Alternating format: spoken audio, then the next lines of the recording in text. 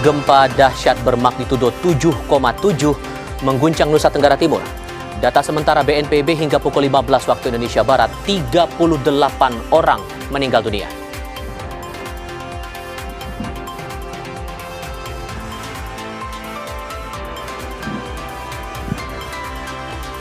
Sempat diterpa isu renggang usai Presiden Prabowo menyampaikan pidato kenegaraannya dalam sidang tahunan MPR DPR.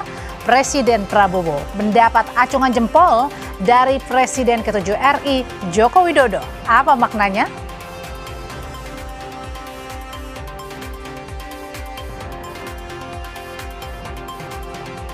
Iran menegaskan akan mengubah strategi militer mereka dari bertahan menjadi menyerang.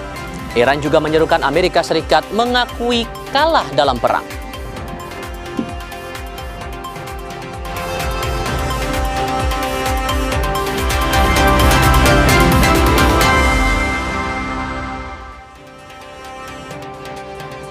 Selamat sore saudara, selamat bertemu kembali di program Berita Kompas Petang, hanya di Kompas TV, independen terpercaya. Hari ini hadir bersama Anda, saya Audrey Chandra. Saya Tifa Solesa. Penanganan pasca gempa Nusa Tenggara Timur jadi fokus perhatian kami kali ini.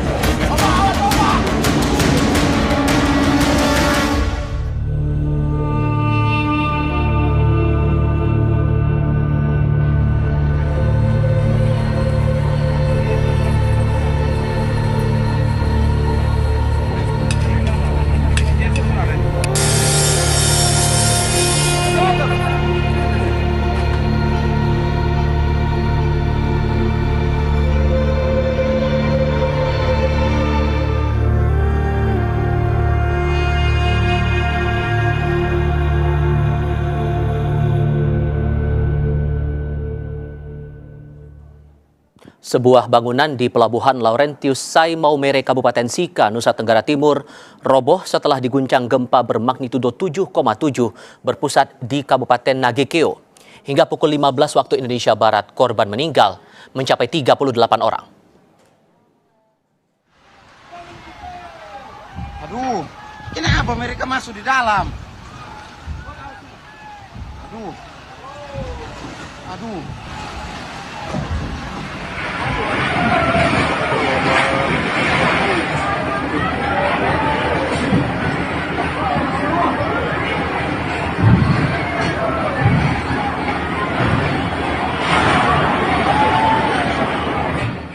Gedung berlantai 2 itu ambruk saat gempa terjadi. Sejumlah bagian bangunan terlihat runtuh lalu jatuh ke tanah.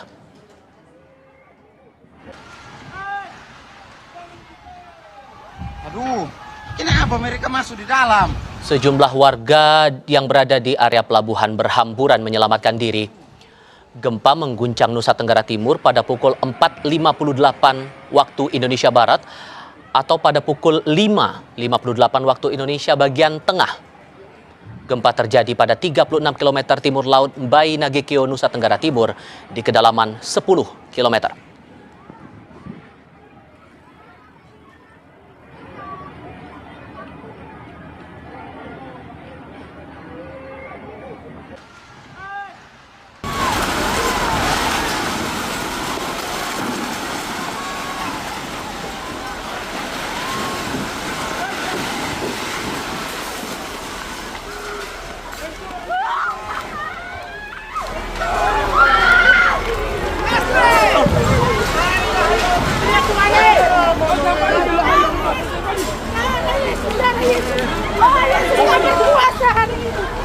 Gedung Pelindo Maumere di Pelabuhan Lawrence rusak imbas gempa bermagnitudo 7,7 yang mengguncang Nusa Tenggara Timur Sabtu pagi. Warga di sekitar lokasi gedung panik saat melihat gedung nyaris roboh imbas guncangan gempa. Sekretaris Daerah Kabupaten Sika memastikan sementara hingga pukul 1 siang 4 orang meninggal, namun jumlah ini bisa bertambah karena proses evakuasi masih terus berlangsung.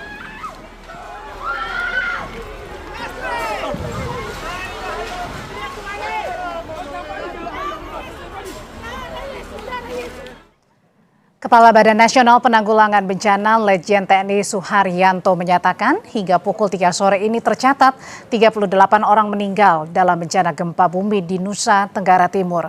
Sementara 2.000 orang harus mengungsi ke tempat yang lebih aman akibat gempa. Pukul 15.00 sore ini terdata ada 38 jiwa yang meninggal dunia. Kemudian 2 jiwa luka berat, 11 luka ringan, kemudian kurang lebih ada 2.000 jiwa yang melaksanakan mengungsi secara mandiri. Udah makin surut, airnya makin surut airnya. Bismillah, evakuasi semua sudah. Bismillah, surut. Saudara, dari visual amatir warga, terlihat air di wilayah pantai di Labuan Bajo, Nusa Tenggara Timur sempat surut. Sejumlah kapal juga terlihat miring akibat surutnya air laut. Bismillah. Warga panik karena surutnya air bisa jadi pertanda akan terjadi tsunami. Tapi Badan Meteorologi, Klimatologi, dan Geofisika BMKG menyebut peringatan dini tsunami telah berakhir. Surut airnya. Bismillah, evakuasi semua sudah. Bismillah, surut. Kapal udah. Ya Allah. Itu kali, kalau kalinya siapa itu? Bapakku. Pada balik deh. Kalau aku pulang ke Pala Kota saya kasih. Sampai Pala Kota. Gempa dahsyat yang terjadi ini juga mengguncang warga di Kabupaten Buton, Sulawesi Tenggara. Dari video amatir warga terlihat gelombang air laut sempat mencapai daratan. Warga pun kemudian menjauh dan mengungsi ke tempat yang lebih aman mengantisipasi terjadinya tsunami akibat gempa bermagnitudo 7,7.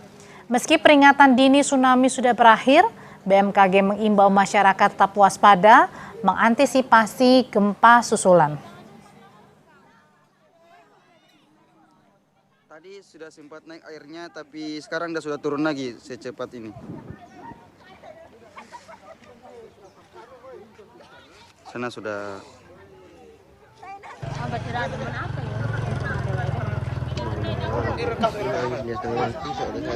Pero sisa dong tamok tumatebe. Han coba karo. Saudara, Istana terus berkoordinasi dengan kementerian, lembaga, dan pemerintah daerah untuk melakukan langkah mitigasi dan tanggap darurat menghadapi gempa NTT bermagnitudo 7,7. Pemerintah saat ini fokus pada penyelamatan warga dan korban yang terluka dapat segera tertangani dengan baik.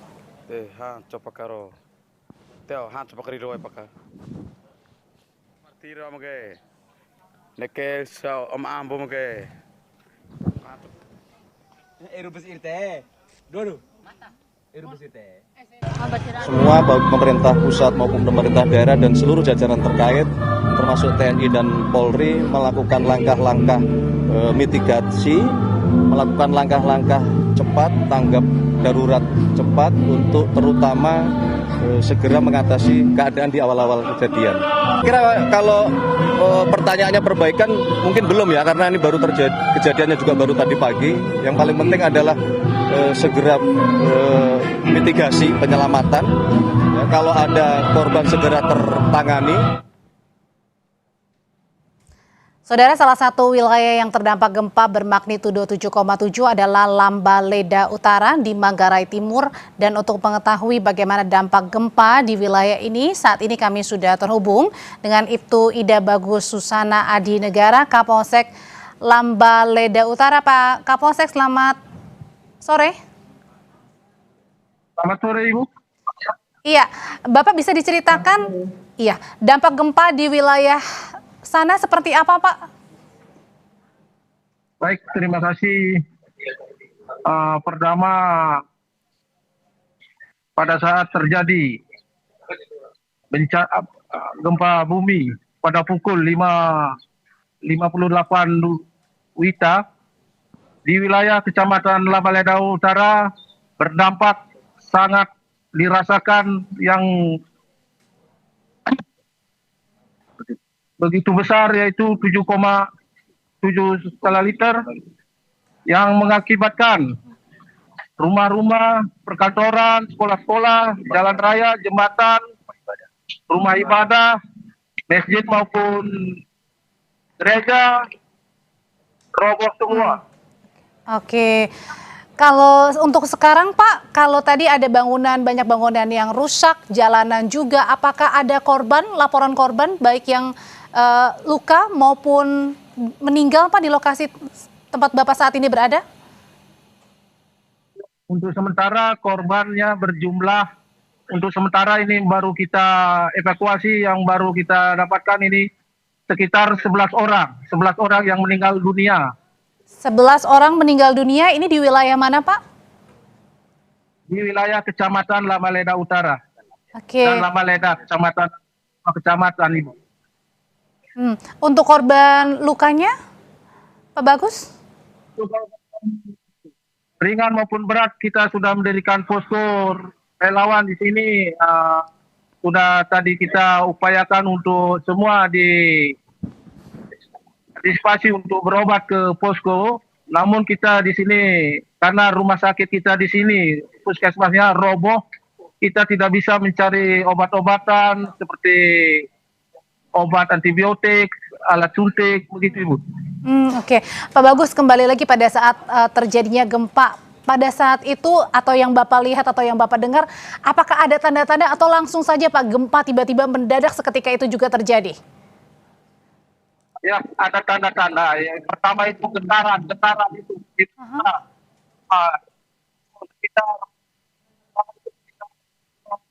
Saya merasakan sendiri karena saya punya. Mohon maaf Pak, boleh diulangi lagi Pak, agak terputus-putus tadi. Sekitar 30 detik itu gempanya. Oh, jadi Bapak merasakan sekitar 30 detik gempa yang sangat dahsyat sekali ya tadi pagi ya Pak ya? Iya Ibu.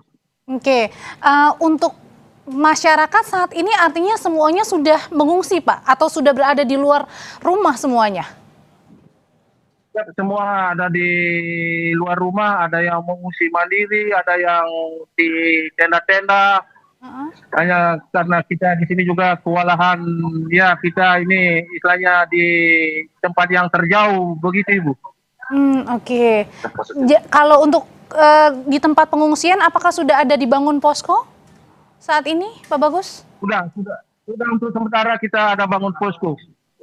Sudah bangun posko. Oke, dan semuanya masyarakat berbondong-bondong ke sana ya Pak ya untuk mencari tempat perlindungan paling aman ya Pak? Siap Ibu.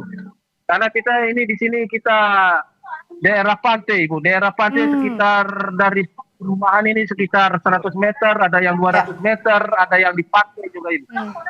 Jadi karena dekat dengan pesisir pantai, makanya sesegera mungkin juga masyarakat saat ini juga berbondong-bondong untuk pergi menyelamatkan diri ke posko yang paling aman ya Pak, untuk menghindari hal-hal yang tentunya tidak kita inginkan terjadi. Terima kasih Pak Kapolsek Labaleda Utara, itu Ida Bagus Susana Adi Negara. Selamat sore Bapak. Selamat sore Ibu. Pasca gempa di Nusa Tenggara Timur hari ini, sejumlah warga di pesisir Kampung Ronting, Kabupaten Manggarai Timur, memilih mengungsi ke tempat yang lebih aman, termasuk ibu hamil.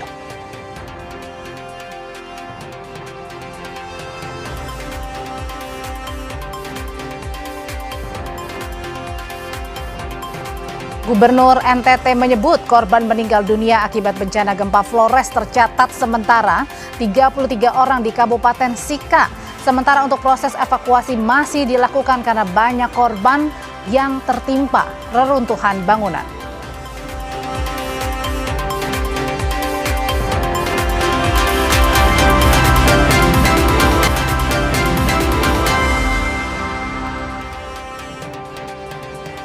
Bertemu kembali. Pasca gempa di Nusa Tenggara Timur hari ini, sejumlah warga di pesisir Kampung Ronting, Kabupaten Manggarai Timur, memilih mengungsi ke tempat yang lebih aman.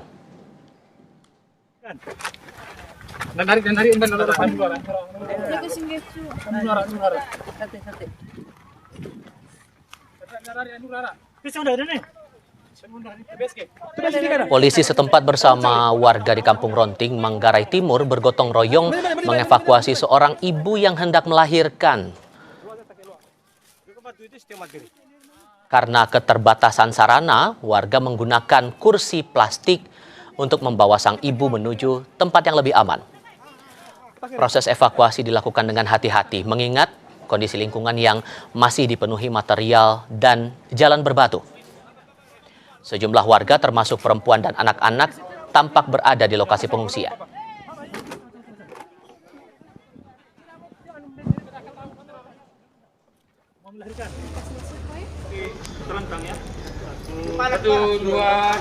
Lanjutkan proses pencarian. Karena di sini tadi banyak sekali.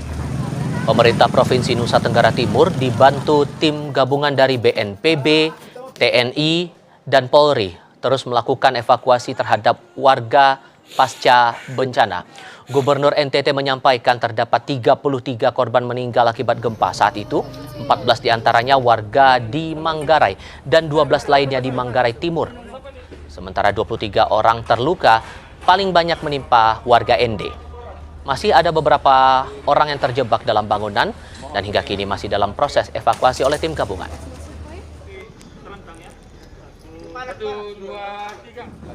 Ada korban meninggal 33 orang, di Sika 3 orang, ada 1 orang, Manggarai 14 orang, Manggarai Timur 14 orang, dan Manggarai Barat 1 orang.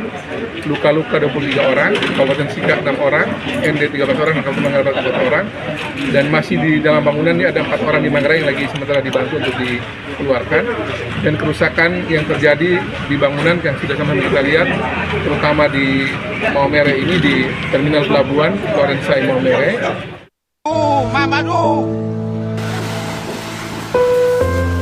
Terus terang kalau yang gempa seperti ini baru terjadi seumur hidup, yang getarannya begitu sangat keras dan kami sangat panik. Gempa bermagnitudo 7,7 mengguncang Nusa Tenggara Timur Sabtu pagi dan memicu peringatan dini tsunami. Guncangan yang begitu dahsyat merusak bangunan, jalan, jembatan, termasuk rumah-rumah.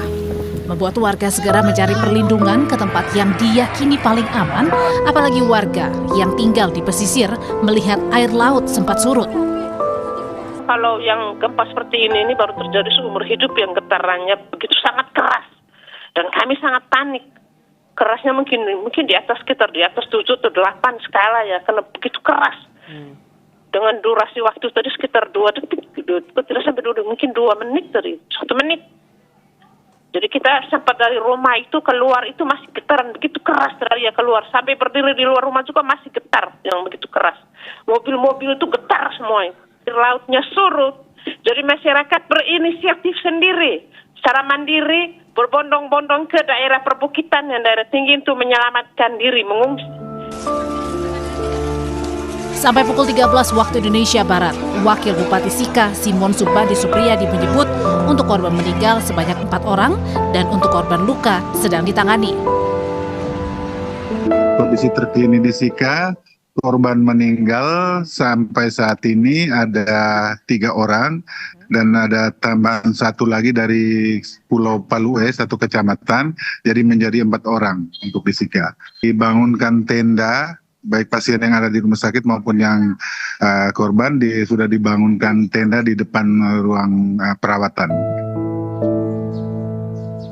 Badan Meteorologi, Klimatologi, dan Geofisika BMKG mencatat telah terjadi 135 kali gempa susulan di Nusa Tenggara Timur usai gempa utama bermagnitudo 7,7. Peringatan dini tsunami juga telah berakhir. Namun warga diimbau tetap meningkatkan kewaspadaan. Tim Liputan, Kompas TV. Lalu sejauh mana potensi gempa susulan di wilayah Nusa Tenggara Timur pasca gempa utama pagi tadi? Lewat sambungan dalam jaringan telah bergabung bersama saya Dwi Korita Karnawati, pakar geologi lingkungan dan kebencanaan dari Universitas Gadjah Mada. Bu Dwi, selamat sore dengan Tifal di sini, Bu. Selamat sore Mas Tifa, Assalamualaikum warahmatullahi wabarakatuh. Waalaikumsalam warahmatullahi wabarakatuh. Terima kasih sudah meluangkan waktu, Bu. BMKG pagi tadi sudah menyampaikan gempa tadi pagi dipicu oleh sesar naik busur belakang Flores. Dan dalam riwayatnya pernah terjadi gempa besar juga tahun 1992 sebesar 7,5 magnitudo. Sederhananya, Bu, seberapa aktif sesar ini dan seberapa berbahaya kalau ini bergerak hingga menjadi gempa, Bu? Jadi sesar ini menurut para pakar gempa sepakat bahwa sesar ini memang aktif, bahkan ada yang mengatakan sangat aktif. Kenapa? Karena selama masih terjadinya tumbukan lempeng dari samudra Indo-Australia, yaitu dari dasar laut Samudra Hindia yang menunjam masuk di bawah benua Asia, ya, itu tepatnya desakan gaya yang mendorong masih terus akan berlangsung. Jadi patahan ini akibat dorongan gaya tumbukan tersebut, sehingga bagian ujung depan benua Eurasia itu terlipat, membentuk manifestasi perlipatan tersebut adalah terjadinya pulau-pulau yang seperti Pulau Bali, Pulau Jawa, ya, Pulau Nusa Tenggara Barat, Nusa Tenggara Timur, itu adalah manifestasi dari perlipatan akibat tumbukan lempeng. Saat terjadi perlipatan, elastisitas massa batuan ini terlampaui, sehingga perlipatan tadi akan mengalami patah. Manifestasi dari patahnya perlipatan tadi adalah sesar-sesar patahan tadi. Selama tumbukan berlangsung, maka pergerakan sepanjang bidang sesar itu masih akan terus terjadi. Sederhananya akan ada gempa susulan ya, Bu. Ya, walaupun kemudian disampaikan BMKG intensitasnya, kekuatannya akan terus menurun, seberapa sering gempa susulan ini bakal terjadi? Itu tergantung energi yang belum terlepas, ya. Tapi tadi pagi sudah terlepas, ya, energi dengan manifestasi dari magnitudo 7,7, ya. Mestinya sebagian besar telah terlepas secara teori, ya. Sekarang adalah tinggal sisa-sisa. Meskipun susulan itu masih ada yang 6 magnitudonya pagi tadi. Nah, 6 ini cukup kuat, 6, sekian, ya, itu cukup kuat. Nah, namun sampai sore hari ini nampaknya kan semakin melemah. Jadi semoga saja, ya, energi yang terlepas semakin banyak yang terlepas, sehingga yang tersisa juga semakin berkurang dan energinya akan semakin lemah, magnitudonya semakin lemah, dan insya Allah menjadi lebih stabil. Oke, sehingga dampak, kalau kemudian masih ada potensi untuk gempa susulan itu, Bu, maka hal apa yang wajib diantisipasi warga dan kira-kira wilayah mana yang masih perlu mendapat kewaspadaan juga, walaupun waspada tidak berarti panik ya, Bu? Tidak panik, tidak boleh panik, ya. Jadi wilayah yang harus diwaspadai, terutama area yang berada di dekat tebing-tebing lereng.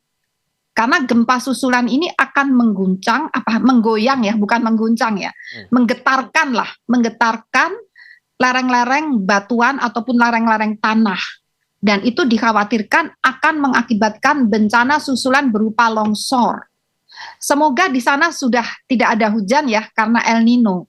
Ini juga bagus dari sisi kalau ada hujan.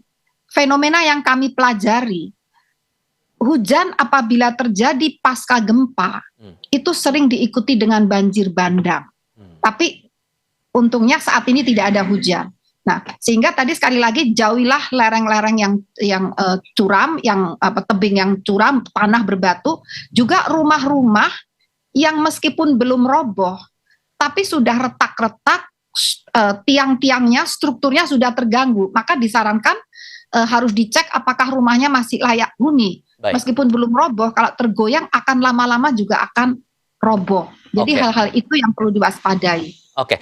Saya melihat informasi di aplikasi Info BMKG yang terakhir kali diupdate itu 14.39, gempa susulan masih terjadi besaran 5,1. Apa imbauan Anda atau ajakan Anda kepada warga, terutama yang masih berada di sekitar kawasan gempa, untuk memastikan jangan panik tapi tetap waspada itu tadi? Sikap apa yang harus dikedepankan? Kami himbau bagi yang rumahnya sudah tidak bisa dihuni, mohon ini juga dibantu oleh aparat setempat mencari tempat yang lapang yang cukup luas jauh dari tegakan-tegakan yang mudah runtuh, mudah roboh. Karena magnitude 5 itu masih cukup berbahaya, bisa merobohkan sesuatu yang sudah retak. Jadi hindari berada di sekitar bangunan-bangunan yang sudah retak-retak ya, terganggu karena gempa tadi, dan hindari berada pada lereng atau dekat pada lereng. Juga sebaiknya hindari saat ini mungkin masih perlu menghindari berada di pinggir pantai ya, karena dikhawatirkan pantai itu kalau ada guncangan gempa masih bisa juga mengalami longsor bawah laut, dan longsor bawah laut bisa memicu tsunami. Tapi bukan berarti ada tsunami susulan. Poinnya ini kewaspadaan, jangan panik. Untuk amannya masih menjauh dari laut karena masih ada gempa-gempa susulan yang magnitudonya sampai 5 dan menjauh dari lereng serta menjauh dari tegakan-tegakan atau bangunan yang mudah runtuh. Itu yang harus diwaspadai. Termasuk informasi-informasi yang beredar harus hati-hati, harus percaya pada otoritas terkait yang punya kewenangan menangani soal itu tadi. Bu Dwi Korita Karnawati, terima kasih banyak sudah berbagi perspektif bersama kami. Sehat selalu untuk Anda ya Ibu, selamat sore. Terima kasih, selamat sore. Topik diskusi lain hadir usai jeda. Kuasa hukum Sutrimo mendatangi rumah ex Jampitsus di Kebayoran Baru, Jakarta Selatan untuk mengambil sejumlah barang milik Sutrimo, termasuk ponselnya yang belum kembali. Tetap di Kompas TV.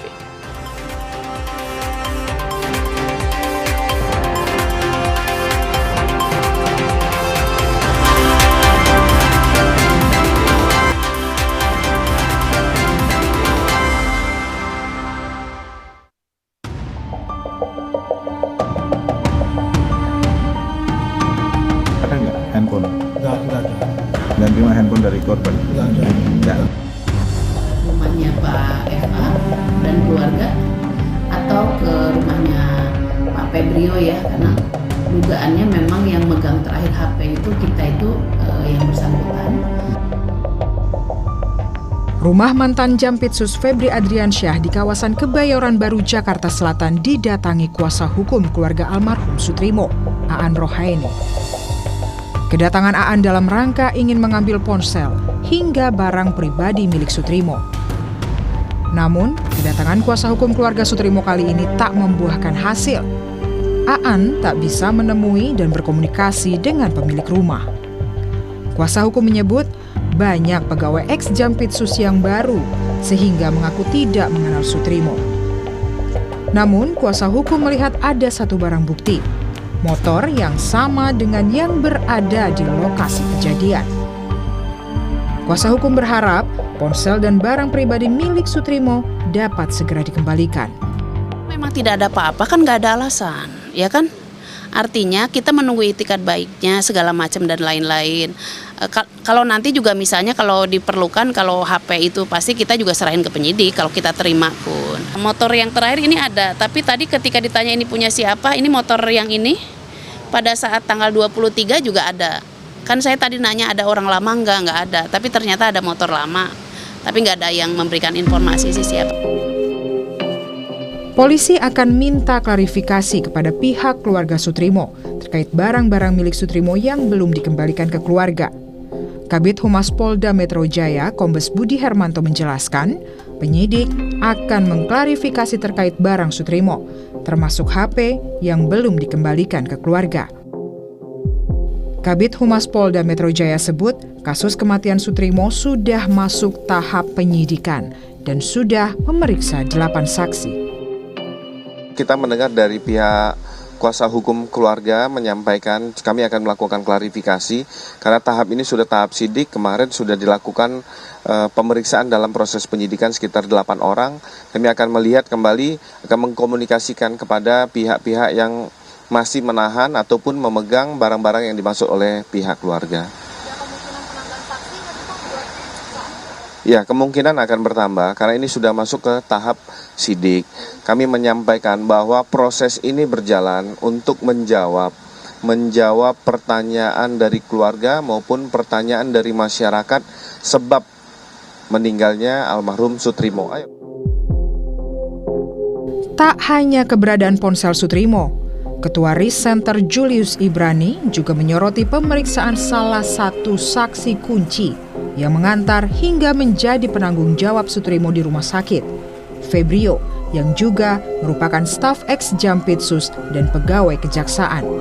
Julius menyebut keterangan Febrio perlu diperiksa polisi untuk mengungkap penyebab kematian Sutrimo. Dia terlibat dalam satu peristiwa, once dia ada di situ, maka keberadaan dan keterangannya sangat penting dan perlu untuk digali. Itu dulu. Karena perspektifnya adalah mencari kebenaran untuk penegakan hukum demi keadilan. Jadi tidak perlu ada embel-embel yang lain lah. Dia dari institusi mana, seolah-olah itu menjadi penghalang. Kemudian dia dekat dengan ex-Jampitsus Febri Adriansyah, seolah-olah ada satu friksi segala macam. Ini hal-hal yang tidak perlu. Semua harus dipandang sama, setara di hadapan hukum. Tujuannya bukan untuk mempersalahkan, tapi untuk membantu proses penegakan hukum. Usai menaikkan laporan dugaan pembunuhan Sutrimo ke penyidikan, polisi akhirnya membongkar makam untuk memeriksa jasad dan mencari penyebab kematian Sutrimo. Sejumlah saksi sudah diperiksa, namun polisi masih menunggu hasil laboratorium forensik untuk memastikan adakah unsur pembunuhan dalam kematian Sutrimo. Tim Liputan, Kompas TV. Kemarin, kuasa hukum keluarga Sutrimo datangi rumah ex-Jampitsus untuk mencoba mengambil sejumlah barang pribadi milik Sutrimo termasuk ponsel. Apa saja informasi yang didapat dari kuasa hukum keluarga Sutrimo dan bagaimana kemudian polisi bisa mengusut sejumlah keganjilan dari kasus ini. Bergabung dalam diskusi kami sore ini kuasa hukum keluarga Sutrimo Aan Rohaini, kemudian ada juga Komisioner Komisi Kepolisian Nasional Muhammad Khairul Anam, serta praktisi hukum dan aktivis anti korupsi Saur Siagian. Selamat sore semuanya dengan Tifal di sini. Selamat sore Mas Tibar. Terima kasih sudah bergabung bersama kami. Pak Anam, suara saya terdengar Pak?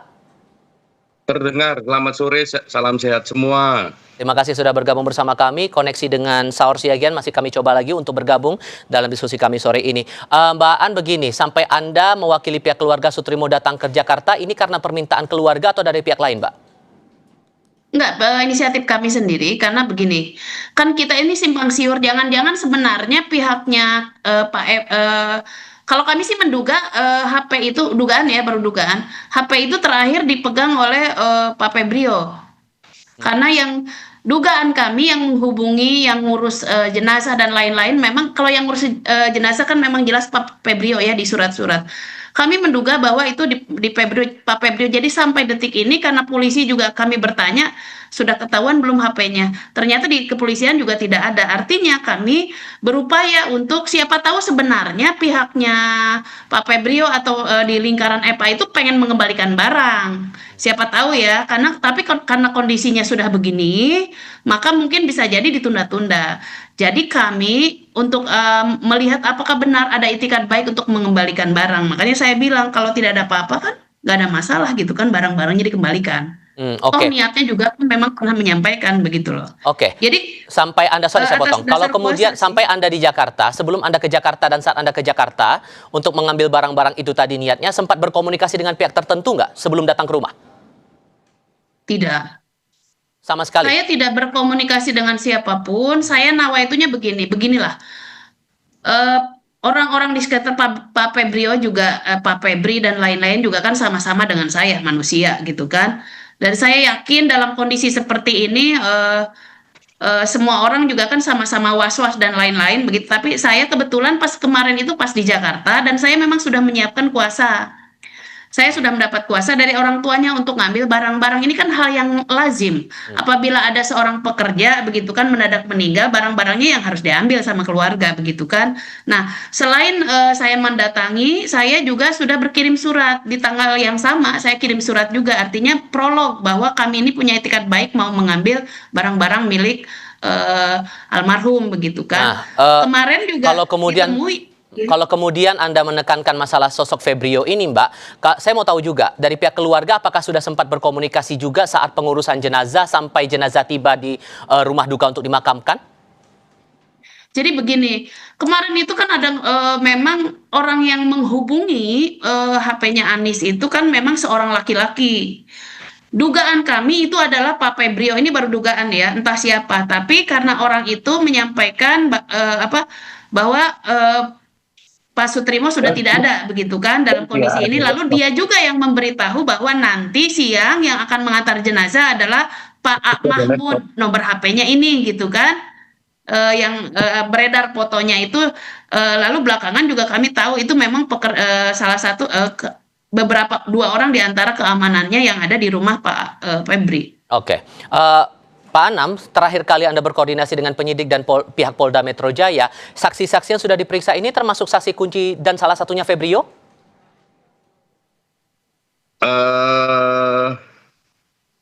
Ya kan itu penyelidik yang menjelaskan ya. Waktu proses penyidikan hampir semua orang yang berdekatan dengan momentum adanya jenazah di rumah sakit, di TKP sampai di rumah itu diagendakan untuk diperiksa. Nah, apakah terjadi pemeriksaannya atau klarifikasinya di waktu itu nggak bisa saya sampaikan. Bisa langsung klarifikasi ke Polda Metro. Tapi saya mengingatkan begini, yang paling penting dalam konteks saat ini adalah ya betul itu barang-barang HP ya dan lain sebagainya harus segera diambil baik oleh pengacara maupun oleh polisi sebagai salah satu barang yang ada di proses penyidikan. Kalau kemarin kan belum ada upaya paksa, kalau sekarang kan sudah bisa ada upaya paksa. Apa pentingnya HP? Ya pentingnya HP itu dalam konteks rekam jejak digital penting sekali. Gitu, siapa yang menghubungi terakhir, bagaimana komunikasi terakhir, atau di momen-momen penting bagaimana komunikasi terakhirnya, termasuk juga misalnya ketika almarhum ini di Banyumas, kenapa dia dari Jakarta ke Banyumas setelah sekian hari balik lagi ke Jakarta, itu siapa yang menelpon atau memanggil dan sebagainya, itu kan ada dalam rekam jejak digital itu, dan itu penting dalam konstruksi peristiwa ini. Oke, Bang Saur, suara Tifal terdengar, Bang Saur?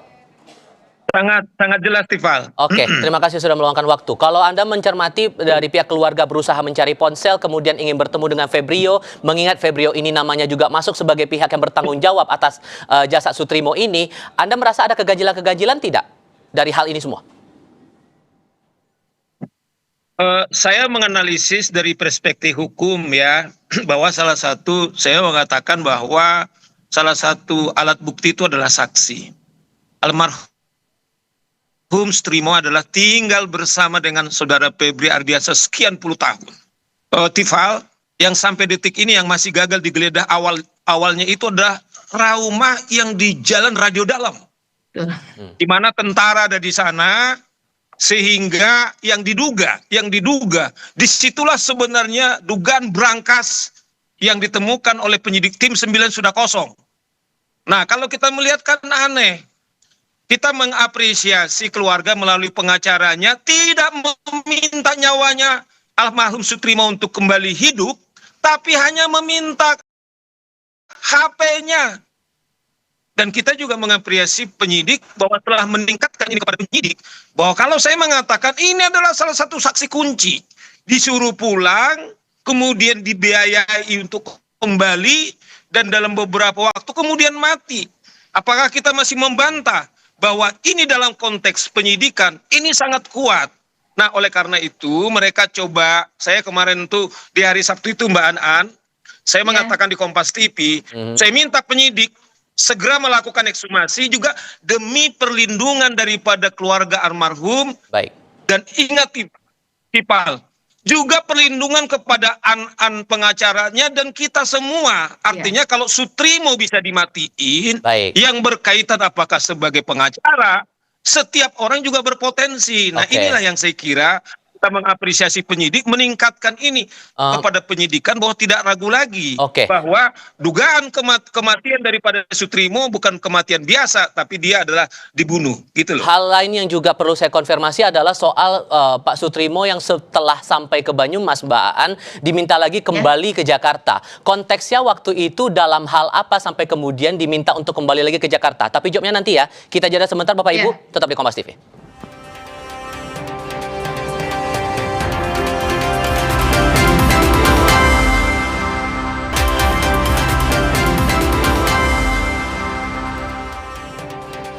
Mbak Aan, sampai Pak Sutrimo ini diminta kembali lagi ke Jakarta padahal sudah ada di Banyumas, itu dengan alasan apa, Mbak? Jadi gini, kita kan tidak tahu kalau alasannya, cuma keluarga itu hanya mendengar. Jadi di hari Rabu ya, hari Rabu tanggal 15 Juli 2026 jam 2 siang, tiba-tiba Pak Trimo itu ditelepon sama Pak FA, Bapak nyebutnya. Karena Bapak itu berarti ke Pak FA, kalau ajudan itu berarti ke Pak Febrio gitu kan. Ditelepon sama Pak FA, diperintah suruh pulang hari ini juga. Sudah dibelikan tiket, nanti di stasiun ada dua orang dari Cilacap, begitu sudah menunggu. Lalu almarhum Sutrimo menyampaikan, Pak, saya nggak punya uang untuk ke stasiun pun nggak punya uang, karena memang kemarin waktu pulang dia mendadak dan nggak bawa uang. Lalu dijawab sama Pak Febri, sudah kamu pokoknya ke stasiun aja, saya transfer uangmu sudah masuk gitu. 5 juta ternyata sudah ditransfer. Kenapa tahu? Karena Anies itu mencari pinjaman untuk ongkos ke stasiun.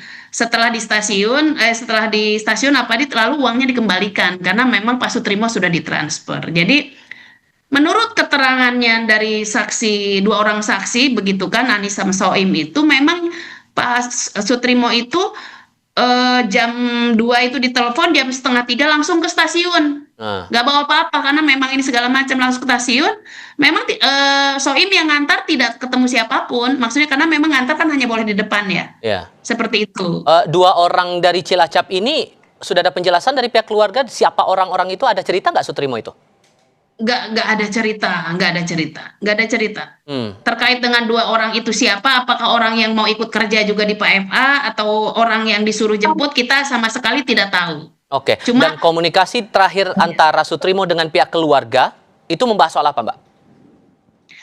Jadi gini, HP-nya Anies itu kadang karena ininya dia kadang suka dihapus. Nah, tapi percakapan dari 19 Juli sampai 23 Juli pada saat di hari meninggal itu masih ada semua gitu kan.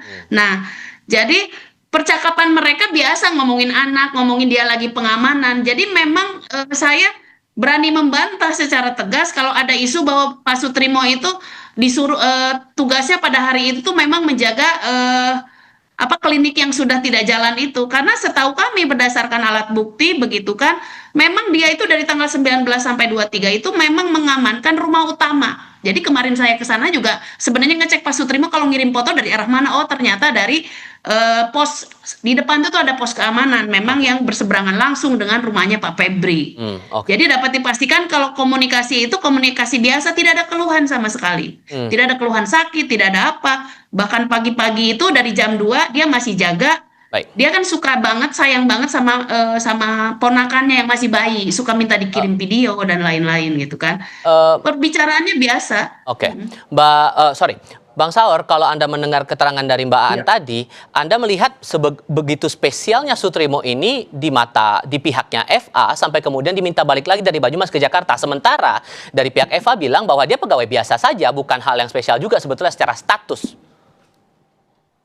Jelas sebagai bukti kan penggeledahan sudah terjadi. Kemudian Sutrimo adalah salah satu katakanlah asisten rumah tangga yang paling lama di rumah itu, hari ke hari, jam ke jam, detik ke detik. Desain yang mereka bilang bahwa dia menjaga rumah kosong juga desain untuk menutupi seluruh upaya-upaya yang sempurna menurut mereka untuk menutupi pembunuhan daripada saudara Sutrimo, termasuk yang dibilang klinik itu. Namun itu yang tadi dibilang Mbak Aan, yang paling standar mengapa KTP-nya mereka kemudian dikasih KTP-nya Sutrimo, tetapi yang vital, telepon, dompet, ATM dan lain-lain.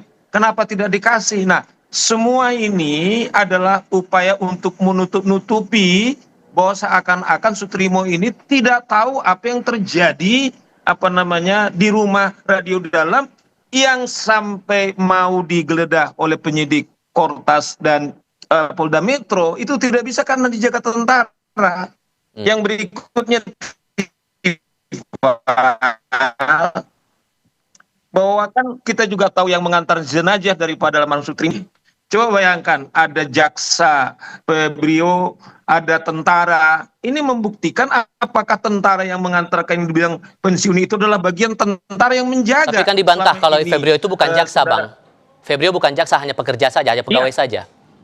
Jadi begini, nggak ada terlalu relevan, justru relevan sekali itu, Tifal, tidak ada terlalu relevan dia jaksa apa tidak, tetapi dia adalah yang melekat kepada saudara Febri Ardiansyah, itu yang paling fundamental. Nggak usah kita perdebatkan tuh jaksa sebagai penuntut, tetapi dalam konteks saksi kriterianya adalah saksi yang melihat, mendengar, mengalami, itulah yang paling fundamental. Jadi nggak terlalu ada signifikannya itu jaksa penuntut umum, tetapi dia adalah jaksa, pegawai jaksa yang mengetahui detik ke detik apa kegiatan daripada Jampitsus Febri Ardiansyah, gitu saya kira. Sehingga Pak Anam, kalau menurut Anda sosok Febri Ardiansyah ini sudah harus diperiksa sebagai saksi dalam perkara Sutrimo ini? Enggak, kalau saya karena ada peristiwa penting tadi, siapa yang meminta untuk Sutrimo balik lagi ke Jakarta tadi sudah dijawab. Yang kedua ada yang penting lagi yang mungkin bisa kita dengar dari Bu Aan. Itu kan tadi dia bilang isinya HP banyak sekali percakapan dari tanggal sekian sampai tanggal sekian. Lah kapan terakhir sebelum dia meninggal? Komunikasinya, jam berapa dan kondisinya bagaimana? Anda nggak foto, video atau apapun yang dikirim? Karena tadi kan juga kirim-kiriman video dengan ponakan barunya. Itu juga penting. Sehingga misalnya begini, analisa bahwa ada sakit, keluar busa dan sebagainya yang itu dianalisa sakit itu dengan komunikasi terakhir kita bisa tarik kerangka waktunya, apakah kondisinya sehat, baik-baik saja, terus kemudian ditemukan dalam posisi yang meninggal dan di mulutnya keluar busa. Itu penting itu. Ada nggak kayak gitu Bu Aan? Mewakili Mas Hilaf nih. Jadi tanggal 23, boleh dijawab langsung? Oke, Bu, silakan Mbak. Iya, jadi pada tanggal 23 itu tidak ada yang aneh, gitu. Jadi tidak ada keluhan, tidak ada apa. Jam 2 pagi itu dia WA, Nang udah bangun belum? Ke Hanan, dia ngecek ponakannya, lalu kemudian dia ngirim foto ayam goreng, nasi sama lalapan. Itu jam 3.18. Udah. Kemudian jam 4 dia ngirim foto lagi, foto seolah-olah dia sedang duduk menghadap rumahnya Pak FA seperti foto biasa, ya. Sering banget ngirim foto dia sedang jaga di situ. Jadi ada minuman, ada aqua, ada motor-motor tadi yang plat nomornya salah satunya juga kemarin saya temukan itu. Tapi berbeda foto-foto, ada yang ganjil sedikit. Foto-foto yang sebelumnya dikirim dari HP Sutrimo itu tidak pernah ada stem. Tidak pernah ada stem di Jalan Radio Dalam Radio 1 nomor 15 gitu kan. Dulu-dulu polosan gitu. Nah, jam 4 itu tiba-tiba ngirim foto lagi, yaitu foto yang ada stemnya. Itu ada minumannya ya, terbuka ataukah enggak? Botolnya. Ya, ada aqua yang sudah dibuka dan apa, saya juga tidak tahu itu maksudnya apa gitu kan. Jadi sampai saat itu dari tanggal 13 sampai dia tidak pernah ada keluhan sakit sama sekali gitu kan. Oke. Baik-baik saja. Nah, soal foto stem itu tadi berarti juga penting ya, Pak Anam, untuk bisa digali lagi lebih dalam di situ. Iya, itu kan kalau menurut Bu Aan kan sesuatu yang tidak pernah terjadi, kirim-kiriman foto. Baru di momen foto terakhir lah itu ada stemnya dan menunjukkan memang ada kondisi yang sedang makan, baik-baik saja, ya air minumnya terbuka dan sebagainya lah. Menurut saya ini konteks paling dekat dengan almarhum ditemukan. Ini di luar konteks di TKP, di ambulan, habis itu di rumah sakit dianterin sampai ke Banyumas yang waktunya cukup lama ya Bu Aan ya. Lama sekali Pak, betul. Nggak sesuai dengan kalau kita naik naik ambulan. Iya, naik ambulan cepat. Iya. Kalau 5 jam jadi 3 jam kalau ambulan. Betul, Kalau ini betul. lebih lama ya. Lebih lama, dari 12:30 sampai jam 10, Pak. Oh. Itu juga pertanyaan kalau sekarang begitu. Waktu itu sih keluarga ketika dijawab cuma macet ya sudah gitu kan. Oke. Oke, Bang Saur, kalau Anda melihat ini semua masih ada tanda tanya seperti ini, setelah kemudian kemarin ekshumasi, polisi harus bisa melakukan apa? Karena terlalu banyak keganjilan yang terlihat di sini. Bang Saur? Bang Saur? Kami coba perbaiki dulu komunikasi kami. Terakhir saya mau pastikan dulu, saya mau butuh penegasan lagi di sini, Pak Anam. Sehingga menurut Anda kalau kemudian ponsel itu juga menjadi penting, pemeriksaan terhadap Febri Adriansyah juga perlu nggak? Iya, siapapun yang terkait peristiwa ini harus diperiksa, termasuk juga Pak FA. Apapun statusnya, menurut saya untuk membuat terangnya peristiwa itu penting sekali. Karena kalau enggak, ya ini haknya juga Pak FA mengklarifikasi secara formal. Tapi sebagai penyidik harusnya polisi juga memeriksa beliau agar memang semua rangkaian peristiwa itu terangkai dengan baik dan benar. Dan ini juga kebutuhan dari keluarga. Baik. Kenapa ditelepon misalnya ya, kenapa ditelepon dan sebagainya, apa perannya dan sebagainya itu ya pihak keluarga juga penting untuk mendapatkannya, dan itu tanggung jawab kewajiban dari pihak Polda Metro Jaya. Oke, Bang Saur, kalau Anda melihat Febri Adriansyah semendesak apa harus diperiksa di sini? Ya, dapat Pak. Pak Febri Adriansyah sepenting apa harus diperiksa dalam kasusnya Sutrimo ini? Oh sangat dia kan gini loh.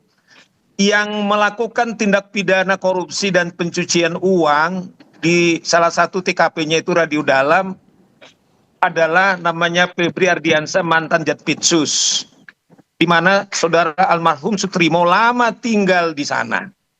Coba bayangkan karakter daripada seorang asisten rumah tangga itu yang saya bilang, bahkan minta maaf ini, mungkin kamarnya juga dia yang mencuci, atau dia juga barangkali mencuci mobil, keluar masuk apa yang dimasukin ke mobil, jadi sangat signifikan, sangat fundamental. Nah oleh karena itu dugaan saya ini salah satu saksi kunci, karena dari awal kan saudara Febri Ardiansyah ini melakukan kebohongan, misalnya ketika dia konferensi pers bahwa saya masih melakukan masih jaksa agung pidana, masih lakukan pekerjaan.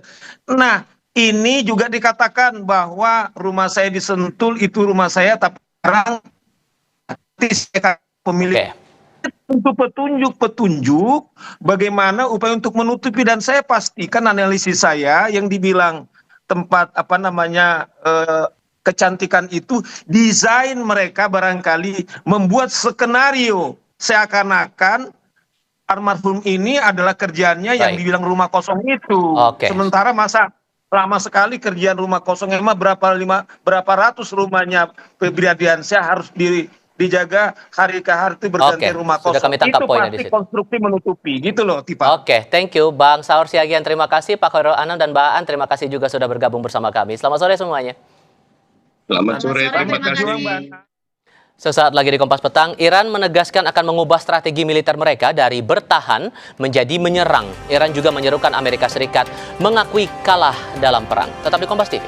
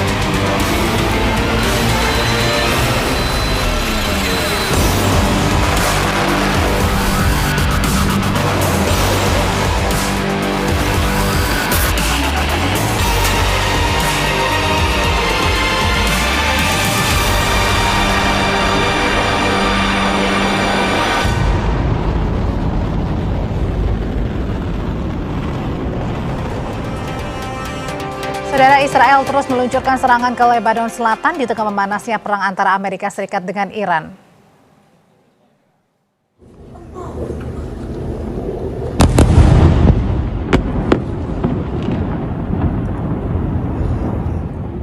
Suara dentuman serangan Israel menggema di Lebanon Selatan bersamaan dengan kilatan cahaya. Serangan diluncurkan Israel menggunakan peluru fosfor. Sebelumnya Israel juga menggempur Lebanon Selatan dalam serangan artileri dan udara. Serangan menuai kecaman karena dampaknya yang membahayakan warga sipil.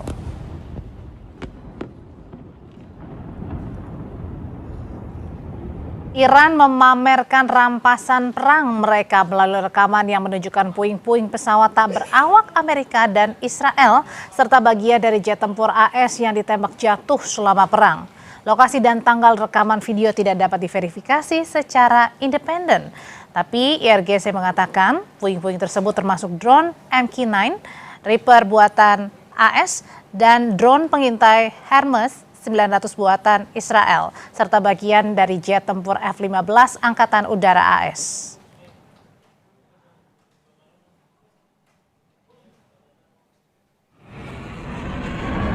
Iran menyerukan Amerika Serikat untuk mengakui kekalahan strategi setelah Presiden Donald Trump mengatakan akan segera mendeklarasikan Selat Hormuz sebagai wilayah Amerika Serikat.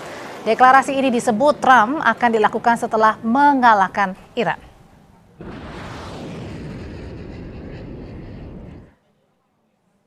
Terimalah kenyataan ini untuk selamanya. Hingga saat ini Anda telah mengalami kekalahan strategis yang telak.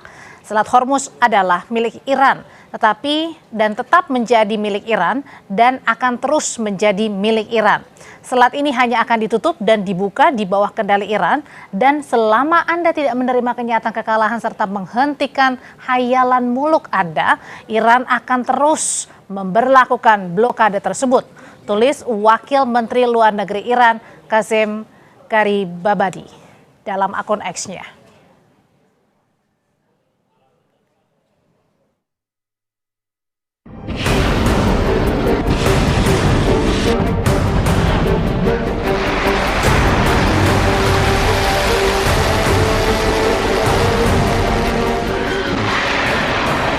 Presiden Amerika Serikat Donald Trump kembali melontarkan klaimnya terkait pertempurannya dengan Iran.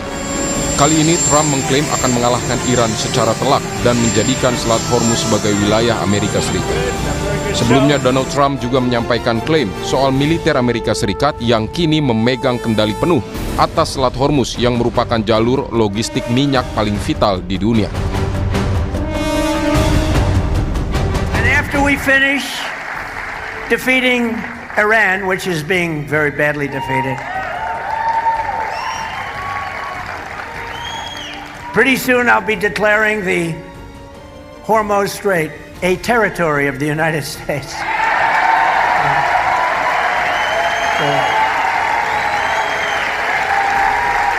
Essentially, that's what it is. We have the blockade.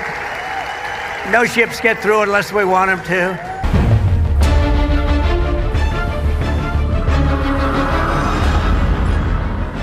Soal klaim kendali penuh Trump terhadap Selat Hormuz, Iran membantahnya dan menegaskan Selat Hormuz akan tetap menjadi milik Iran.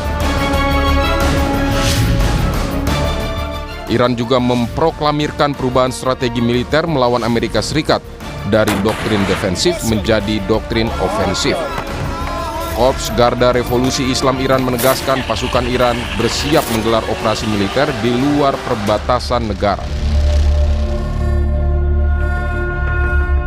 Kesiapan dirancang agar militer Iran sanggup menerobos dan membawa pertempuran langsung ke dalam wilayah musuh saat perintah dikeluarkan.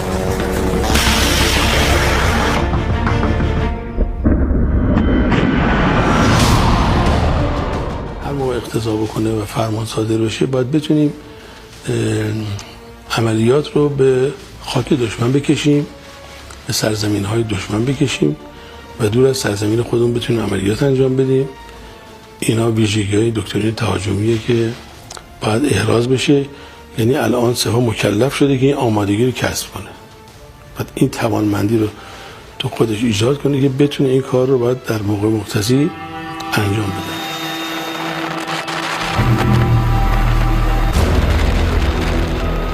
Kendali Iran atas Selat Hormuz jadi hal krusial bagi Iran untuk menekan Amerika Serikat. Meski program nuklir Iran sebelumnya jadi alasan Amerika Serikat menyerang Iran, kini prioritas Trump bergeser ke Selat Hormuz. Tim Liputan, Kompas TV.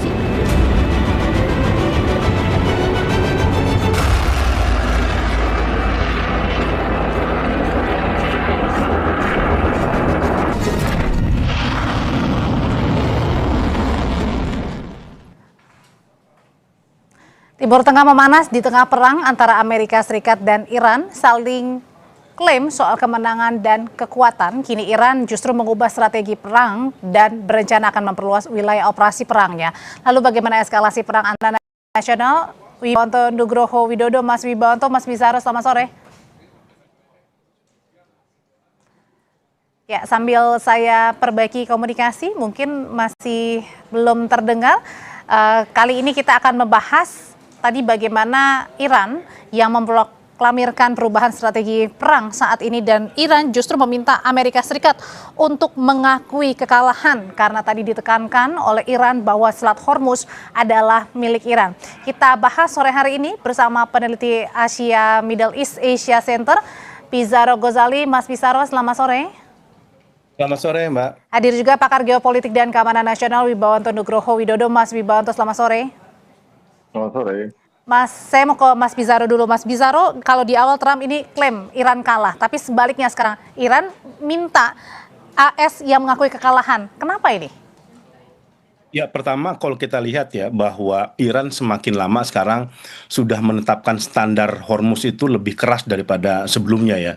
Dulu kita bisa melihat ya bahwa Iran mengatakan mereka akan membuka Selat Hormuz ya dengan timbal balik bahwa Amerika mencabut blokade dan menghentikan perang di Lebanon, tetapi sampai sekarang kan ternyata itu diperluas sama Iran, bukan lagi sekedar dua itu, tetapi ditambah dicairkannya sanksi, kemudian ditambah pencairan aset dan sebagainya. Kenapa ini terjadi? Menurut saya ada dua faktor ya. Pertama, sudah terbukti bahwa negosiasi dan diplomasi sama Amerika Serikat itu tidak menghasilkan bagi Iran. Bahkan yang terbaru tadi Masoud Pezeshkian ya, Presiden Iran mengatakan dia mengakui ada perbedaan pendapat dengan IRGC, dengan Dewan Keamanan, tetapi setelah berdiskusi panjang di antara mereka sepakat untuk pada posisi sekarang bahwa tidak ada negosiasi dan diplomasi dengan Amerika Serikat karena itu tidak menguntungkan bagi mereka dan hanya memperlemah posisi Iran.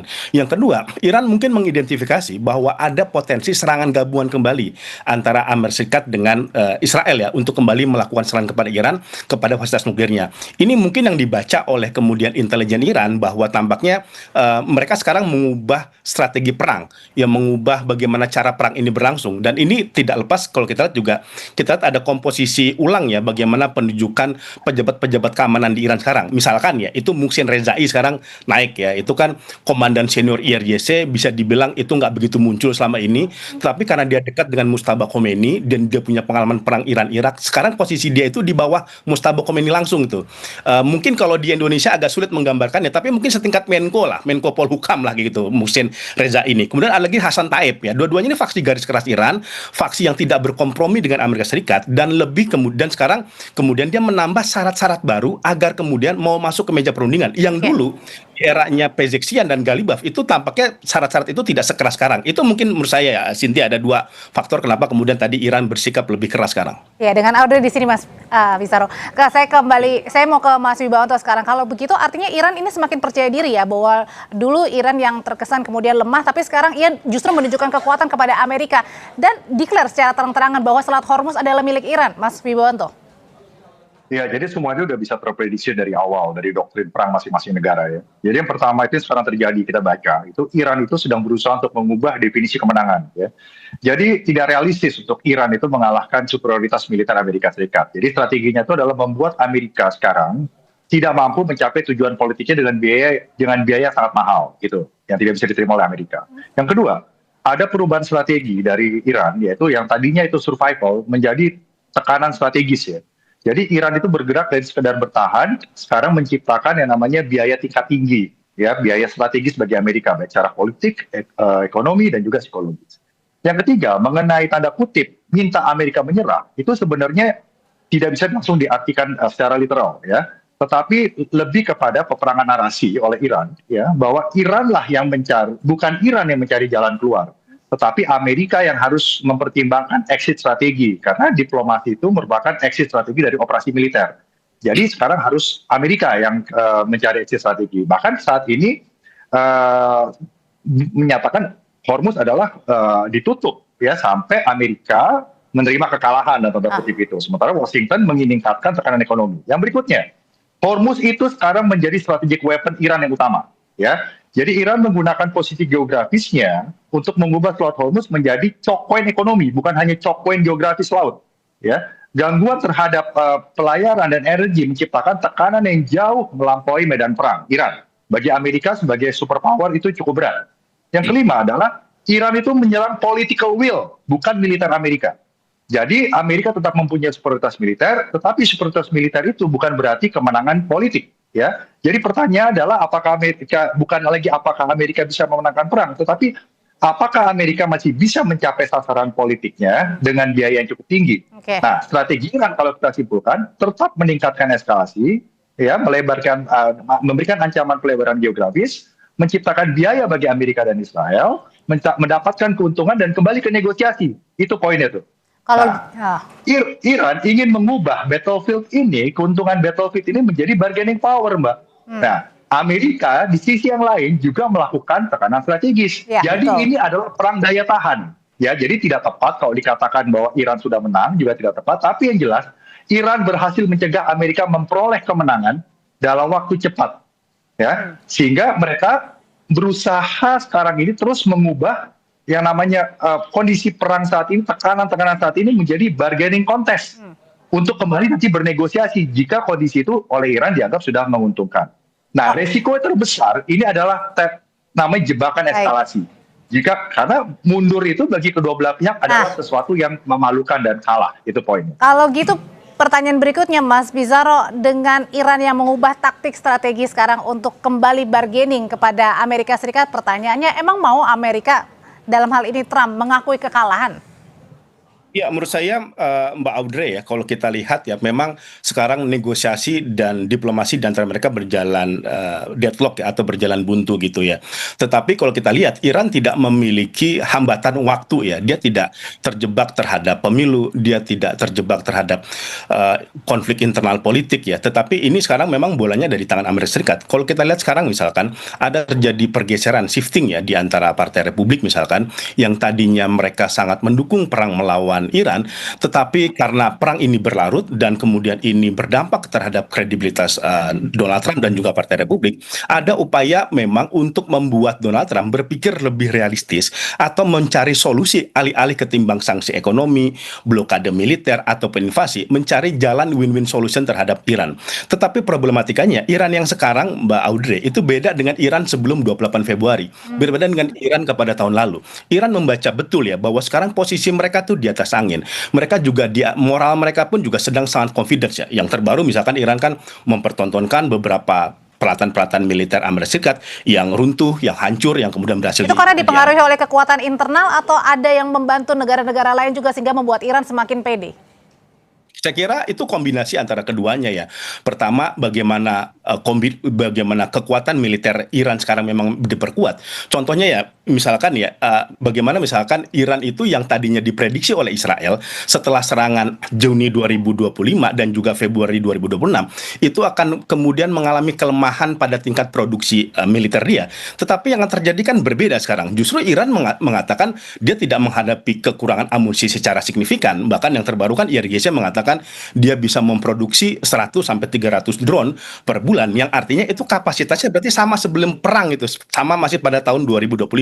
Artinya itu pertama, dia memang ada peningkatan kapasitas militer di dalamnya. Karena kalau kita lihat sekarang bagaimana pengocokan ulang pejabat keamanan Iran, itu sebagai indikasi bahwa Iran tuh tampaknya siap perang panjang. Bahkan kan dia mengklaim juga mereka bahkan siap sampai perang sampai pemilu 2029 gitu, atau sampai tahun 2029. Itu yang pertama. Kedua, memang tidak dipungkiri, itu pasti ada juga juga pasokan dari Rusia, pasokan dari Cina, baik secara militer maupun secara ekonomi. Yang terbaru misalkan ya, Iran itu berniat untuk gabung sebagai anggota New Development Bank. Artinya walaupun ada blokade ekonomi dari Amerika Serikat, ada sandaran-sandaran alternatif ekonomi yang lain yang bisa dipakai Iran untuk membuat dia tadi ya, walaupun tadi banyak dia harus diakui gempuran Amerika Serikat begitu kuat, tapi dia masih survive sampai sekarang. Nah, menurut saya itu kombinasi di antara keduanya. Mas Wibawanto, kalau Hormuz ini jadi poin krusial bagi AS dan juga Iran, kalau pertanyaannya kalau sekarang ini sebenarnya pengelolaan Hormuz saat ini seperti apa sih? Apa benar di bawah kendali sepenuhnya AS atau masih di Iran?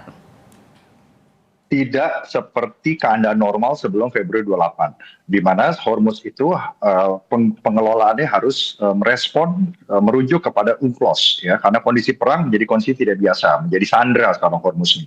Nah, makanya sekarang ini dari Teheran itu berusaha membawa isu perang ini, termasuk Hormuz di militerisasi, di weaponisasi itu bahasanya itu, ya. Jadi tuntutan-tuntutan mereka itu harus dipenuhi, ya, menghentikan tekanan militer kepada Iran, mengurangi sanksi, melepaskan aset dan menyelesaikan isu Hormuz. Itu dengan menyandra Hormuz, ya, itu poin satu. Poin kedua, Washington juga melakukan coercion. Tetap aja blokade, tetap sanksi, tetap tekanan ekonomi, tetap ancaman eskalasi. Jadi ini adalah perang endurance dan ekonomi coercion. Tekanan ekonomi dan endurance. Jadi perang ini akhirnya tidak lagi mengenai siapa yang menghancurkan lebih banyak, Mbak. Tetapi siapa yang mampu bertahan, itu poinnya. Ya, dan menciptakan biaya yang lebih besar. Dan memaksa pihak lain untuk bernegosiasi. Jadi yang paling kuat bertahan, yang paling besar menimbulkan ongkos ekonomi, ya, dan yang paling bisa mendorong pihak lawan untuk segera bernegosiasi, itu bisa dikatakan relatif mencapai sasaran strategisnya saat ini. Nah, di mana sekarang keterlibatan great power itu juga mencurigakan gitu, bahwa great power itu tetap pasti akan terlibat di dalam pertempuran yang terjadi di dalam suatu regional security complex. Nah, jadi sekarang baik Teheran dan Washington itu mereka sedang berlomba untuk tahan, berlomba untuk imposing, memaksakan biaya ekonomi kepada masing-masing dan memaksakan siapa yang lebih cepat untuk minta bernegosiasi. Itu poinnya, Mbak. Dan rasanya keduanya ini tidak mau duluan untuk mengakui kekalahan ya, karena tadi sama-sama mau bertahan untuk menang begitu ya. Kalau gitu semuanya ada risiko. Semuanya ada risiko. Oke, terima kasih peneliti Asia Middle East Center Mas Bizarro Ghazali dan pakar geopolitik dan keamanan nasional Mas Wibawanto Nugroho Widodo. Selamat sore Bapak-bapak.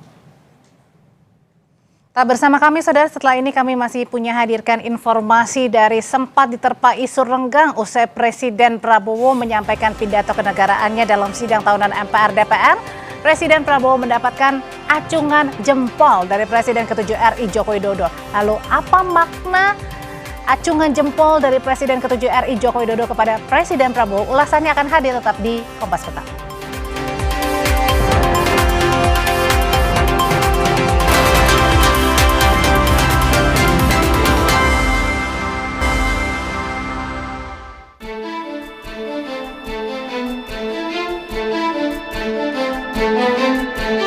Yang saya hormati Presiden ke-7 Republik Indonesia, Bapak Joko Widodo. Ada momen menarik usai Presiden Prabowo menyampaikan pidato kenegaraannya dalam sidang tahunan MPR DPR hari Jumat kemarin. Prabowo mendapat acungan jempol dari Presiden ke-7 Joko Widodo. Momen itu terjadi saat Prabowo turun dari mimbar dan berkeliling menyalami sejumlah mantan presiden dan wakil presiden. Prabowo dan Jokowi tampak saling memberi hormat dan barulah Jokowi memberikan gestur jempol. Momen acungan jempol Jokowi kepada Prabowo itu dinilai pengamat sebagai penegasan jika hubungan politik keduanya masih harmonis, meski sebelumnya diisukan renggang usai posisi duduk Gibran di sidang kabinet beberapa waktu lalu. Ini semakin menegaskan betapa hubungan politik antara Prabowo Subianto dan Jokowi pastilah baik-baik saja. Tidak seperti yang dispekulasikan oleh publik selama ini bahwa hubungan politik antara Jokowi dan Prabowo sudah mulai merenggang. Apalagi misalnya beberapa waktu yang lalu, salah satu indikasinya adalah soal posisi duduk wakil presiden yang tidak sejajar dengan presiden. Ini tentu saja sebagai bentuk apresiasi dari Jokowi kepada Prabowo Subianto terkait dengan capaian-capaian kinerja selama ini. Bagaimana program-program prioritas terus akan dilanjutkan sebagai upaya untuk memberikan keberpihakan kepada rakyat secara signifikan. Isu hubungan kedua tokoh ini tak harmonis kembali mencuat usai putra Jokowi Wapres Gibran Rakabuming terlihat duduk di jajaran para Menko di sidang kabinet 20 Juli lalu. Saat itu Prabowo duduk sendiri menghadap para jajaran kabinet merah putih. Menanggapi hal tersebut, Jokowi hanya tekankan agar aturan tentang protokoler harus diikuti. Ya, secara kedudukan wakil presiden itu secara konstitusional jelas, sudah jelas. Dan ada undang-undang keprotokolan juga jelas semuanya. Ya sudah, karena sudah jelas semuanya kok. Jelas itu artinya seharusnya sejajar ya Pak ya? Ya, coba dibaca aturannya. Adanya gestur Jokowi memberikan jempol ke Presiden Prabowo kian mempertegas pernyataannya di Solo beberapa waktu lalu. Ia tegaskan hubungan antara Prabowo dan putranya Gibran tetap harmonis. Tim Liputan Kompas TV.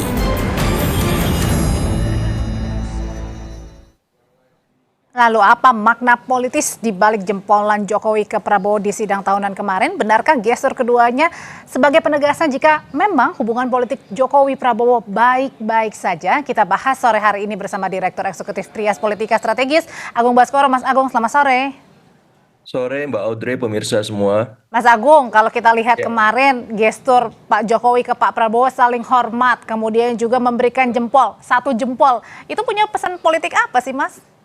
Iya, secara personal ini komunikasi politik nonverbal Mbak Audrey ya, yang menurut saya apresiasi, tapi ya sebatas oke saja gitu, bukan oke banget. Kalau oke banget kan 2 jempol gitu, karena kita tahu di panggung depan semuanya positif, konstruktif, tapi di panggung belakang nggak bisa kita mungkiri ada relasi yang cukup berubah dan berbeda dalam fase normalisasi, sehingga Presiden Prabowo ingin memastikan relasi dengan Pak Jokowi, Bu Mega, Pak SBY maupun dengan ex-presiden lainnya itu setara dan setimbang tanpa ada yang mengintervensi satu sama lain, tanpa ada yang dalam tanda petik mengunci ya peluang-peluang politik yang mungkin saja bisa berubah dan berbeda dari periode sebelumnya ketika misalkan Prabowo Gibran maju di 2024. Karena kita lihat bahwa narasi Prabowo Gibran 2 periode ini Mbak Audrey bertepuk sebelah tangan menurut saya.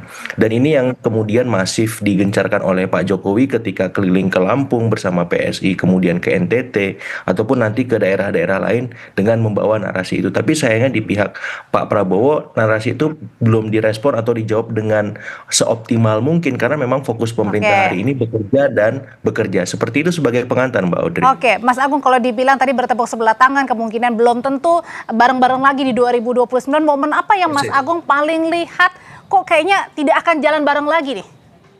Iya, presidennya historik ya, belum ada wakil presiden yang diajak 2 kali berturut-turut oleh presiden petahana ataupun terpilih untuk maju di periode keduanya Mbak Audrey, sepanjang Republik ini berdiri semacam itu. Jadi ini sebuah tantangan politik yang cukup kompleks bagi Mas Gibran di tengah ya, kita tahu approval rating beliau juga sedang turun bersama Pak Presiden seperti itu. Jadi mau nggak mau Pak Presiden perlu mencari dalam tanda petik pendamping yang memang punya ya daya tempur, daya elektoral yang lebih kuat dari misalkan Mas Gibran hari ini secara kontemporer. Dan yang kedua yang paling utama, ya Mas Gibran ini dalam tanda petik kinerjanya kan dalam beberapa hal belum tampak jelas, walaupun kita tahu ini memang tergantung bagaimana arahan dari presiden itu sendiri. Jadi saya melihat memang duet ini bisa jadi hanya sebatas 1 periode saja Mbak Audrey, seperti itu. Kita kalau lihat lagi kemarin apa yang terjadi, kalau kata Mas Agung bilang 1 jempol oke saja, kalau 2 jempol baru oke banget. Nah kalau gitu kita melihat lagi ke belakang di minggu lalu juga kan Pak Jokowi sudah merespon nih dengan tegas soal posisi duduknya Mas Gibran. Gibran yang waktu itu disejajarkan dengan Menko, meskipun memang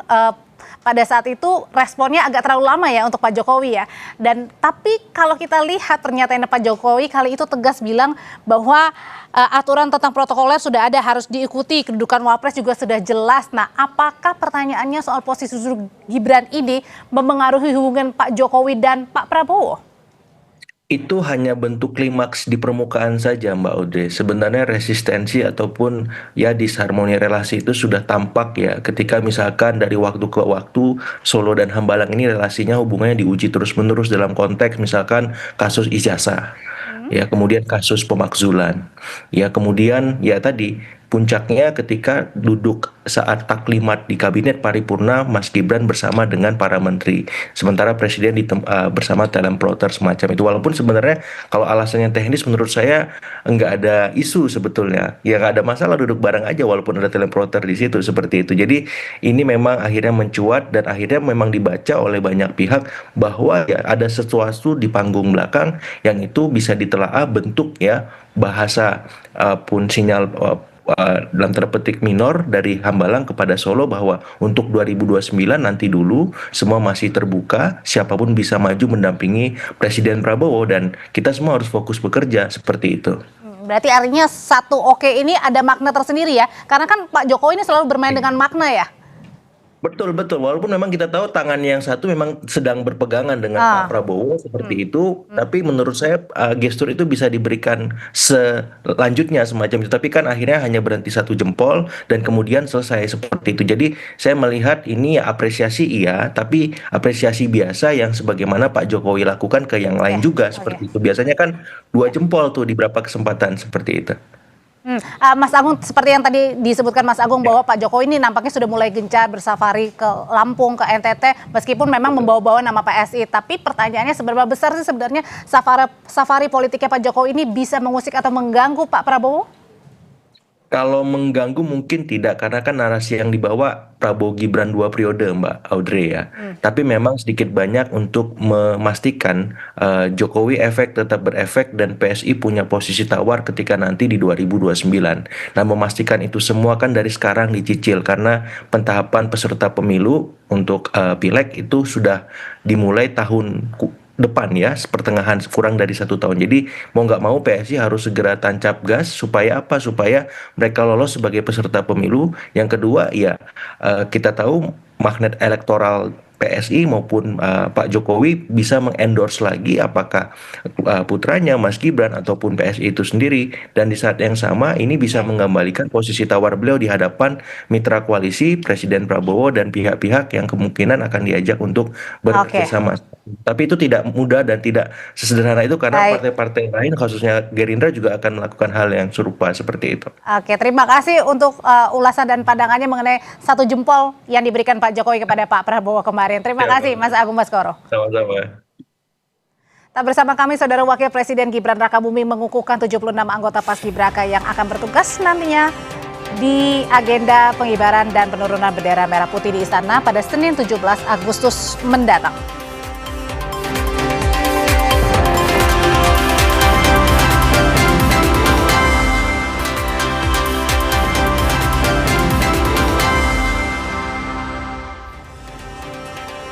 Kembali bersama kami pada peringatan HUT ke-81 kemerdekaan RI, 81 alutsista udara disiapkan untuk beratraksi di langit Jakarta 17 Agustus nanti. Lalu apa saja persiapan para penerbang dalam berkontribusi memeriahkan perayaan ulang tahun kemerdekaan Indonesia? Ini laporan jurnalis Kompas TV Niputu Trisnanda dan Denny Yosua dari Lanut Halim Perdana Kusuma Jakarta. Saudara, salah satu yang paling dinantikan masyarakat di setiap peringatan HUT Republik Indonesia, khususnya yang nanti sesaat lagi akan kita rayakan bersama-sama yang ke-81 adalah atraksi udara.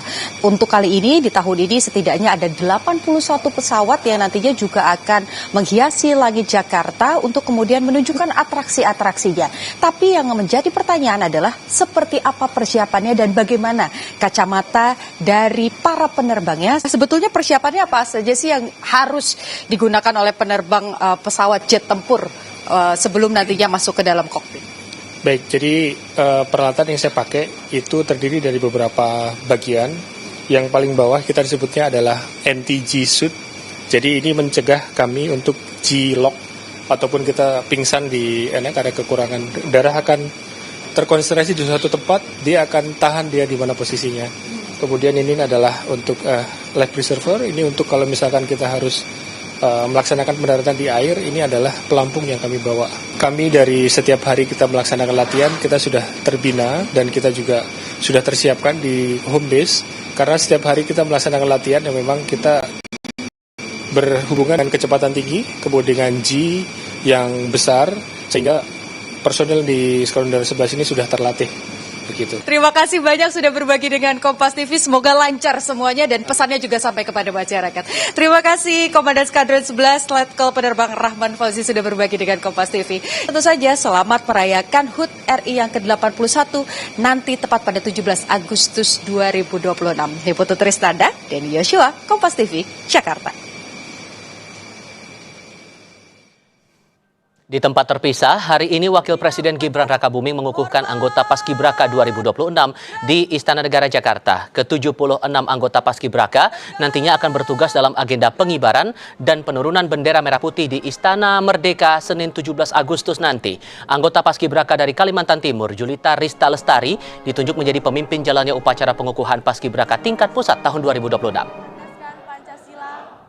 Dan Undang-Undang Dasar Negara Republik Indonesia tahun. Gempa dahsyat bermagnitudo 7,7 mengguncang Nusa Tenggara Timur. Data sementara BNPB menyebut hingga pukul 15 waktu Indonesia Barat 38 orang meninggal dunia.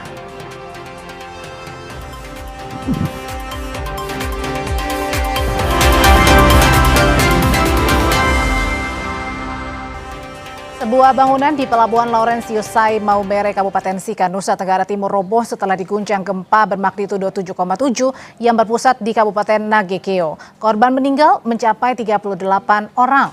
Gedung berlantai 2 ambruk saat gempa terjadi, di mana sejumlah bagian bangunan terlihat runtuh dan jatuh ke tanah. Kepala Badan Nasional Penanggulangan Bencana Letjen TNI Suharyanto menyatakan, hingga pukul 3 sore tercatat 38 orang meninggal dalam bencana gempa bumi di NTT.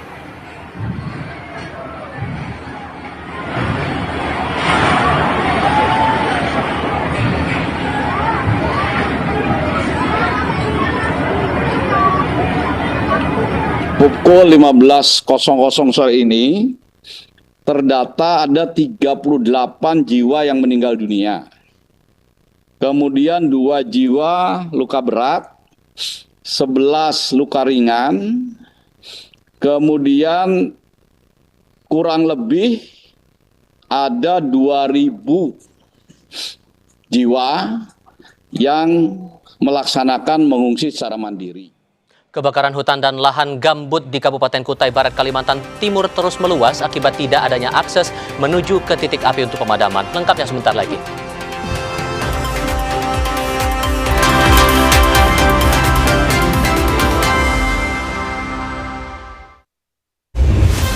Rayakan Hari Kemerdekaan Indonesia bersama program istimewa Kompas TV. Kabinet Merah Putih bekerja menjalankan roda pemerintahan. Kebakaran lahan gambut di Kampung Muara Ohong, Kabupaten Kutai Barat, Kalimantan Timur terus meluas akibat tidak adanya akses menuju ke titik api untuk pemadaman. Visual udara ini menunjukkan kebakaran hutan dan lahan gambut di Kampung Muara Ohong, Kutai Barat yang terus meluas hingga Sabtu siang. Kebakaran terjadi sejak Kamis 13 Agustus, namun karena tidak adanya akses untuk penjaga menuju lokasi, api yang membakar kawasan terus meluas.